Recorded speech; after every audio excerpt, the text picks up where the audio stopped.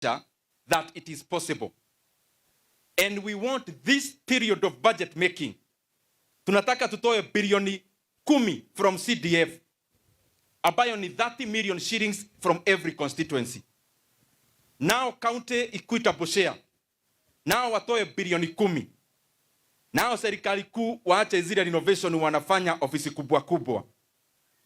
Now watoe bilioni 10. Kenya only needs an extra 30 billion shillings to make education and basic education free and totally free, including meals in school in our senior secondary schools. Na kama kuna kiongozi hataki wa Kenya wapate elimu bila malipo, aeleze wa Kenya kwa nini anataka kuongeza watu hawana elimu. Kwa nini ati wanajua tunakuja kuongea mambo ya elimu hapa, ati wanatuma polisi? Ongezeni hiyo pesa watoto wa Kenya wapate elimu.